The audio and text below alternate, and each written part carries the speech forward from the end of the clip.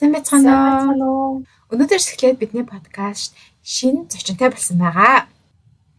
Ингээд та бүхэндээ энх баярыг танилцуулж байна. Энх баяр өөрийгөө болон өөрийнхөө сувгийн талаар бидэнд танилцуулаач. За сайн байцгаана уу. Тэгээд энэ подкастт оролцож байгаад баяртай байна. Тэгээд намайг Энх Баатрын Энх баяр гэдэг. Одоо 22 настай. Тэгээд ийм залуу байгаа. Тэгээд би Mouse Code Academy гэдэг сувг ажилладаг, YouTube сувг ажилладаг. Энэ сувгаараа дамжуулж код заадаг байгаа хүүхдүүдэд. Тийм ерөнхийдөө нэг тиймэрхүү зүйлийг хийж байгаа. Тийм зүйл. Гайхалтай. Тэгэхээр ерөнхийдөө өөрийнх нь мэргэжил нь кодинг гэсэн үг үү? Тийм би одоогоор химийн оюун ухаанаар сурж байгаа. За тэгээд яг хөтөлбөрийн нэр нь болохоор компьютерийн шинжилгээ ухаан болон химийн оюун ухаан гэдэг тийм хөтөлбөр дээр сурж байгаа гэсэн үг. Тийм тэгэхээр кодчилж болон химийн оюун ухааныг яриад нэг үзнэ гэсэн үг. Тэгэхээр одоо нууцшил хаан сурч байгаа мөс үү? Одоо би Солонгос улс суралцж байгаа.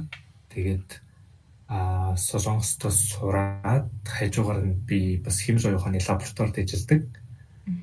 Тэгээд ерөнхийдөө одоо ямар төсөл дээр ажиллаж байгаа вэ гэхээр crisis mapping гэдэг нэртэй шинэ юм төрөл жанрын шинжилгээ одоо химийн оюун ухаан байгаа. Энэ нь болохоор яадаг вэ гэхээр ямар нэгэн газар одоо байгалийн гамшиг болж шүү дээ. Тэр байгалийн гамшиг дээр хүмүүс Twitter дээр айгүй их зүйлийг бичдэг. Одоо ийм байгалийн гамшиг ус чинь гэж тэгчтэй тэр. Тэгээд тэр Twitter хаана бичигдснээс хамаарат хаана байгалийн гамшиг болж байгаа одоо map дээр дүрсэлж харуулах тийм химийн оюун ухааныг ерөнхийдөө одоо хийж тэр судалгаан дээр ажиллаж эхэлж байгаа. Тэгээд тиймэрхүү байгаа да. Одоо миний боловсролын юу гэх юм те. Сонирхолтой юм тий? Үнэхээр сонирхолтой юм байна. Тийм байна. Тэгээд одоо цаашаа нөгөө нэг дэлхийн ертөнц аягүй хөвсөж өөрчлөгдөж байгаа шүү дээ. Одоо байгалийн гамшигуд бас ихээр болж байна. Маш олон хүмүүс байгалийн гамшигаар тийм маш олон хүмүүс байгалийн гамшигаар бас нас орж ийн гэдэг юм уу те. Тэр аюул тэр бүх зүйл дээр зүйлийн эсрэг бас тэр бүхний зүйлийн төлөө бас ажиллахаар тиймэрхүү химийн оюун ухаан дээр ажиллаж байгаа. Тийм төсөл байгаа. Гайхалтай. Нэлийн сонирхолтой сэдв байна. Тэгээд бидний дараагийн дугааруудад бас кодингийн талаар илүү дэлгэрэнгүй танилцуулж ярьж өгнө гэж найдаж байна. Монголд хэрэгжээд эхлэх юм болохгүй юм те. Одоо нөгөө нэг зоднаас ч юм уу аюух малаа алдаал аюу хэцүү байдалд ерөнхийдөө малчд маань ордог штеп. Тэгээд мэдээлэлдээ л авдаг болчихмолгүй л юм. Яг зөв одоо Монголд ялангуяа энэ химийн оюун ухааны салбар бас ихэр хөгжөөсэй гэж бодож байгаа. Яг Монгол хүмүүст зориулсан шинжилгээ ухаан гэж би боддог химийн оюун ухааныг.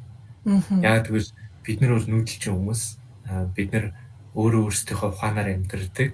Бид нар ямар нэгэн нийгмийн шинж тэмдэгч байд юм уу? Аль нийгэм ийм байх ёстой гэсэн тэр зүг рүү үздэг хүмүүс надад биш юм шиг санагддаг монгол хүмүүс. Тийм учраас тэр одоо out of box тэр одоо хайрцагнаас гадуур сэтгэж байгаа тэр сэтгэлгээнд нь маш их тохирсон шинжилгээ ухаан юм шиг санагдаж байгаа химийн оюун ухаан. Тийм учраас Монголын химийн оюун ухаан болоо Монголын кодчдын зүйл их хөгжих боломжтой бас хөгжөөсэй гэж хүсдэг. Тийм ч учраас би бас YouTube channel-аас эхлүүлсэн байгаа.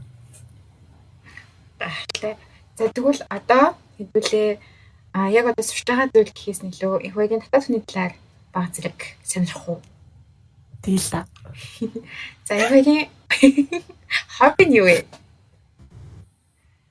За би бас өөрийгөө зүгээр тодорхойлж хэлэхдээ ер нь дэлхийн хамгийн уйтгартай хүмүүсийн нэг гэж би тодорхойлж хэлнэ. Яа тэгвэл миний одоо хобби би ном унших дуртай. Тэгээд кино үзэх дуртай. Ерөнхийдөө хобби гэвэл тэгээд ямар спортоор хичээлдэг вэ гэвэл бас уйтгартай. Шатар тоглодог. Тэгээд тэр дундаа би хамгийн одоо намайг хөгжиж чаддаг тий одоо намайг хөгжүүлж чаддаг тэр хобби юу вэ гэж миний хувьд бол уран зохиол. Тэр нь Монголын яруу найрагт би маш их дуртай. Тэгээд хаяада би өөрөө гадаад амьдардаг, гадаад сурдаг ус мэдээж их орноо санах, ээж аваагаа санах тийм үед байгаа. Тэр бүх үед дээр тэгээд өгсөө болгон ялангуяа би өөрөө Дэнбийн бүрд орж байгаа одоо фэн гэх юм уу те. Өгсөө болгон би Чингис гэд шүлгэн байдаг. Тэгээд тэр шүлгийг би бас их уншдаг юм. Тэгээд ерөнхийдөө бас хобби гэж нэг тиймэрхүү байгаа. Одоо ингэ уран зохиол яагаад бигцэн явуулсан гоо чинь би хаан төрөө гэдэг шүлгийг яагаад бичсэн ч гэдэг юм уу те. Яагаад одоо Сэгс цагаан бүгд гэдэг зохиол бас ямар зохиолтой илүү төстэй, дэлхийн ямар зохиолтой илүү төстэй юм ч гэдэг юм. Тэгээд тиймэрхүү уран зохиол сонирхдаг байгаа хобби гэдэг. Гоё хоббитэй мэн те. Уран зохиол яалтчгүй тоглолтоо. Яхаар уйдгартай байт юм бэл гэж хэлмээр. Гэхдээ хүмүүсийг тэгдэхтэй ямар хоббитэй вэ гэж тэгвэл ном унших гэхээр хүн болгон тэгжлээд чи бараг уншдаг ч юм уу гэж хүлээж авдаг. Гэтэл үнэхээр ингээ бүр номдоо орохгүй бүр ингээ дурлаж уншдаг байхад тэгээд ном унших гэж хэлэхгүй өөр яах вэ те. Надад за. Sorry, надад хоббинес нэг санаа төрлөө шатар тоглох туртай гэсэн юм чинь онлайнаар үзэх байлаа. Тэгээд онлайнаар үзэж шүү дээ. Боцод үз. Харин сансандаа боцод үзээд тэгээд яг тоглож байгаагаа видео олгож харуулъя. Бас босон тий. Тэг би одоо тийм хүмүүнд харуулж харж сайн биш үү. Гэхдээ яг тэгж босно. Сансандаа үзэж шүү байлаа. Би яг нөгөө саяны ном унших дээр бас өөрийнхөө нэг бодлыг хэлэхэд одоо нэг хүмүүс би ингээ хүн төрөлхтний ингээс үүслийг бодоол ирэнгүүт чинь яг анх хүн төрөлхт хүмүүсийн тус ном гэдэг зүйл байгааг бас хол та. Тэгэл нөгөө нэг өөрсдийнхөө мэдээж сурч авсан юмыг тэрнээс явсаар байгаа. Тэгэхээр тэр ном гэдэг тэр зүйлийг бод үүсгэж байгаа шүү дээ. Тэр мэдлэг боловсролыг үүсгэж байгаа. Тэгээд харж байхад хүн одоо үе хүртэл нөгөө хөгжил рүүгээ явах тусмаа ямар болоод байгаа вэ гэхээр нүдээр үздэг амархан тэр мэдээллийг авч болох юм дээр илүү надад татагдж байна гэж харагдаж байгаа байхгүй юу. Тэнгүүд ном унших чинь нүдээр үзэхээс юугаараа өөр юм бэ гэхээр одоо тархиараа үзэж штэ номыг те. Хүн тэр номыг уншин, нүдээр уншин, тэнгүүд тархин дотроо тэрийгээ төсөөлж тэр утгаараа надаа ном унших гэдэг бол магадгүй одоо зөвхөн миний гэсэн хүн болгоны хобби болох хэвээр хүүхэд болгоны хобби болох хэвээр юм шиг надад санагдаж байгаа. Наа чи амар гоё сэдв байна. Би яг ингэсэн аахгүй юу? Ахныгоо юу ярьж илээ да гэхдээ нэг юм ярьж байгаа л би ингэж чи ингэж энийг төсөөлөд үзтээ гэж хэлсэн чинь натраа би төсөөлж чадахгүй шүү дээ. Төсөөлөх гэж юу юм гээд төсөөлж чадахгүй юм гээд тэгээд байгаа байхгүй юу? Тэгээ бүр тэрийг сонсчод би амар гайхчихсан байхгүй юу? Гэтэ нэрэл бүгээ тэгж хүлээж авахаар юм билээ л те. Тэгээ ялангуяа сүүлийн үсч хүүхдүүд айгүй их ингэ утасны хамааралтай болж байгаа шүү дээ те. Бэлэн шууд мэдээлэл авч байгаа сонирхолтой мэдээллийг шууд авчиж боллоо. Ингээд цагаан заасан дээр хар бичиг өөрөөсөө тэрийг шууд ингээ уншин гэдэг бол хүүхдүүдэд үнэхээр хэцүү санагддаг юм шиг байгаа. Гэхдээ үнэхээр ном уншиж төсөөлж чаддаг болдог гэж яг мэдэж авсан. Гэх юм уу тэрнтэй төсөөлж чаддаг. Тэр яс ч үнэн шүү. Би нэг жоохон энэ дээр жоохон урт юм ярьчих магадгүй та хоёр зүгээр үү. Би энэ дээр миний аягүй сонирхолтой сэдв гараад ирсэн учраас би бас ингээд нэг юм нэмж ярих гэдэггүй юм.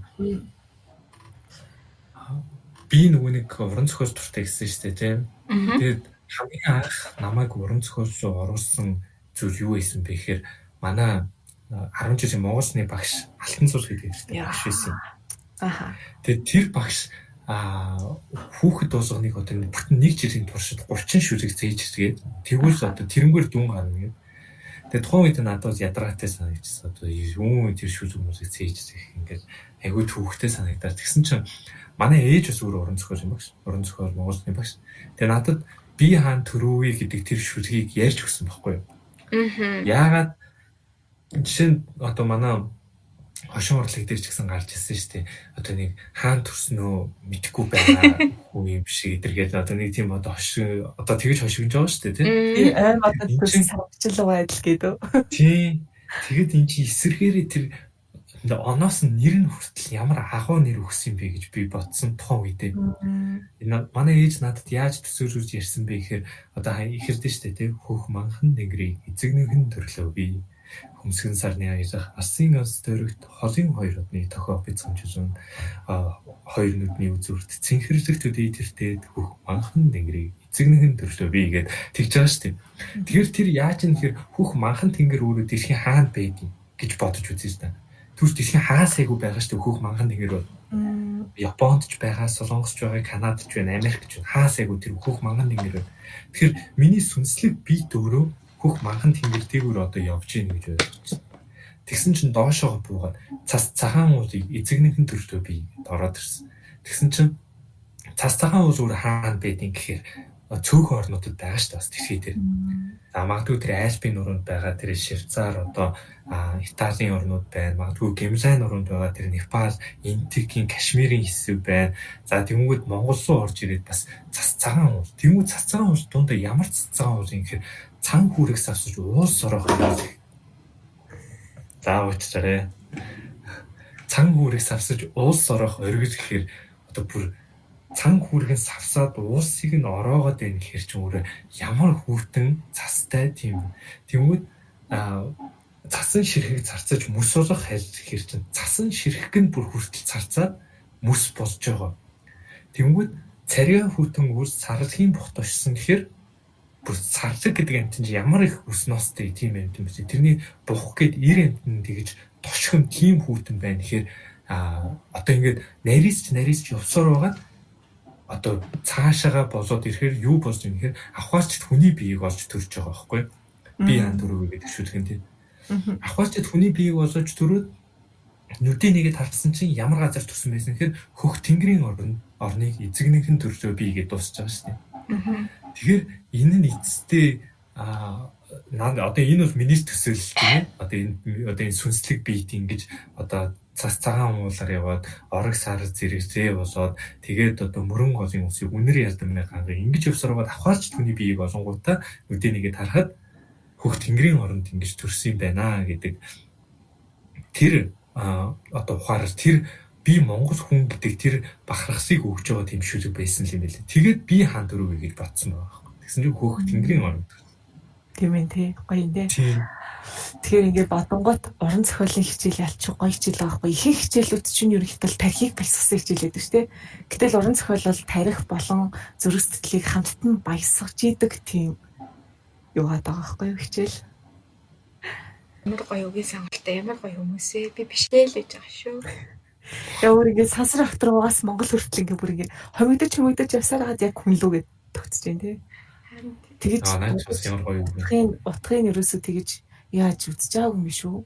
Шүлэг ямар гоё юм бэ гэхээс биш яг тэгэж бүр ухаж бодож байгаагүй юм байна. Одоо тэгээд ямар нэгэн зүйлийг яг сурахад одоо ямар нэгэн зүйлд дурлахад яг ингээд мөн чанарыг ухаад ойлгоод яг жинхэнэ тэр амтыг авчих юм бол яг юмд дорлдог тий.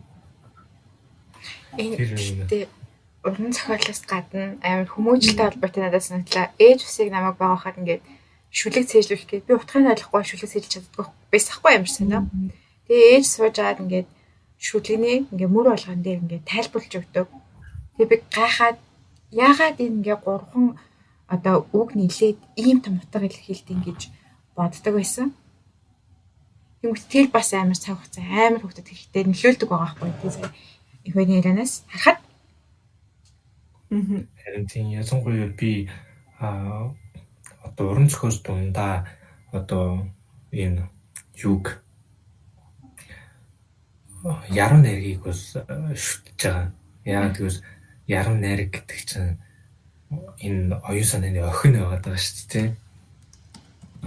Маш бага хэмжээнд маш бага юм одоо үгийн сан биш юм аа.